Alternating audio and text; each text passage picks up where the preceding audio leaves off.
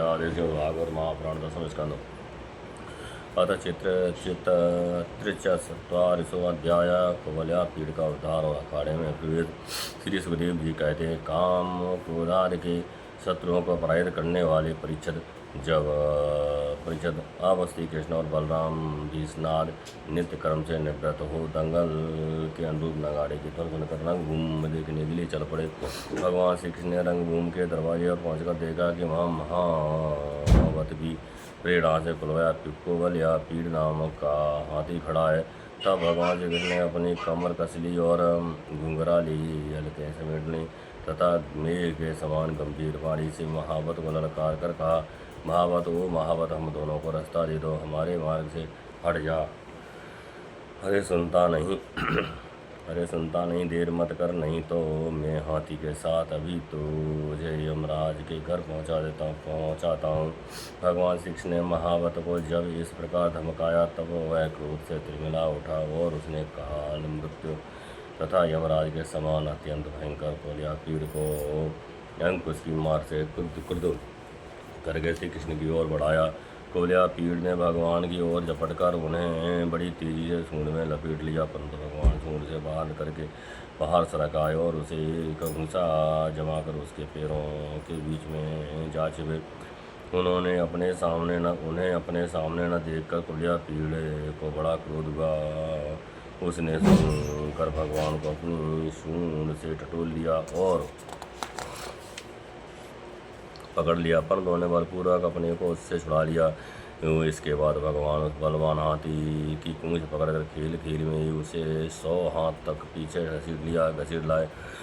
जैसे गरुड़ सांप को घसीट लाते हैं, जिस प्रकार घूमते हुए बछड़े के साथ बालक घूमता है, अथवा स्वयं भगवान श्री कृष्ण जिस प्रकार बछड़ों से खेलते थे, वैसे ही भी उसकी पूंछ पकड़कर उसे घुमाने और खेलने लगे। तब वह दाएं से घूमकर उनको पकड़ना चाहता, तब वे बाएं हो जाती और जब वह बाएं की ओर घूमता तब वे दाएं हो जाते। इसके बाद हाथी के सामने आकर उन्होंने उसे एक घूंसा जमाया और भी उसे गिराने के लिए इस प्रकार उसके सामने से भागने लगे, मानो वह अब छू लेता है।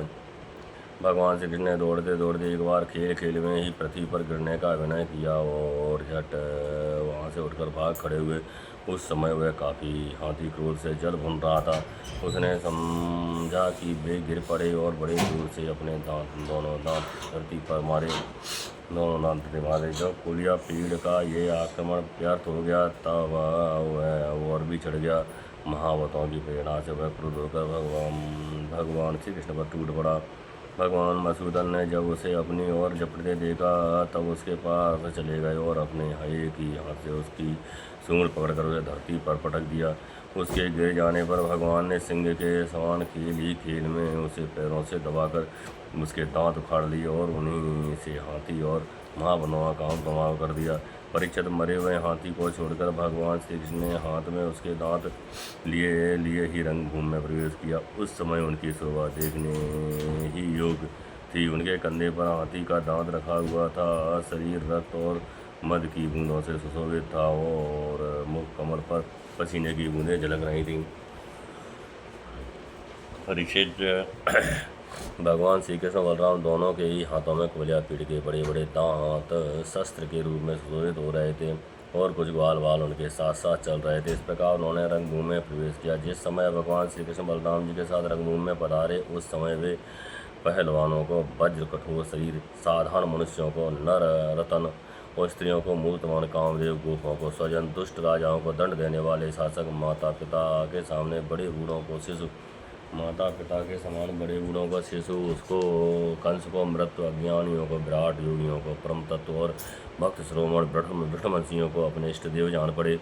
सबने अपने अपने भगवान भावना रूप क्रमशः रुद्र, अद्भुत श्रृंगार, हास्य, वीर, वात्सल, भयानक, विवत, शांत और प्रेम भक्ति रस का अनुभव किया।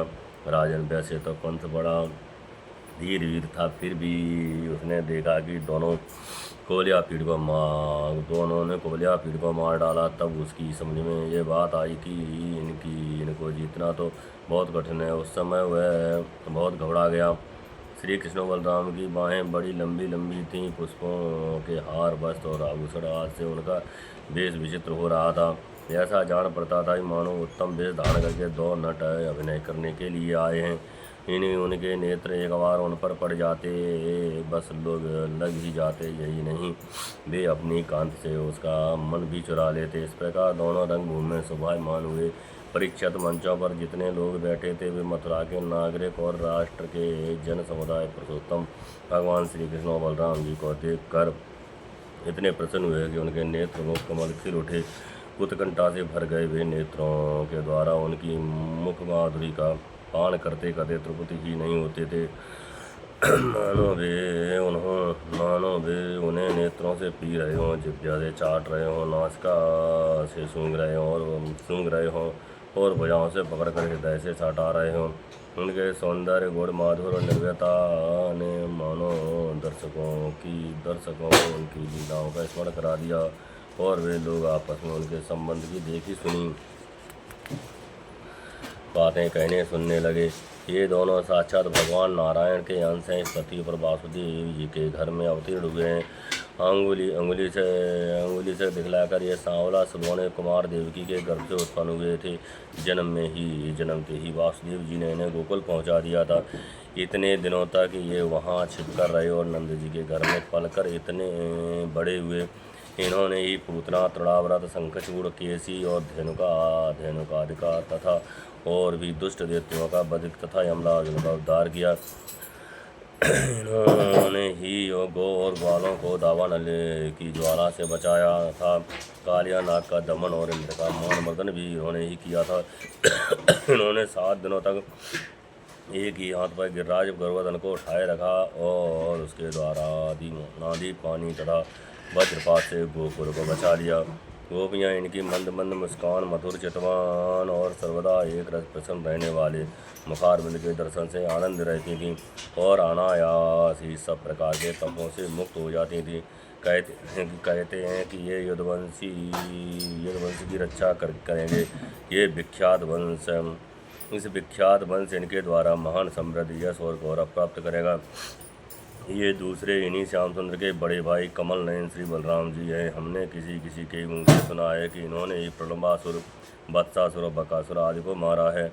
जिस समय दर्शकों में यह चर्चा हो रही थी और अखाड़े में तुरही बाजे बज रहे थे, उस समय चाणूर ने भगवान श्री कृष्ण बलराम को संबोधन करके यह बात कही।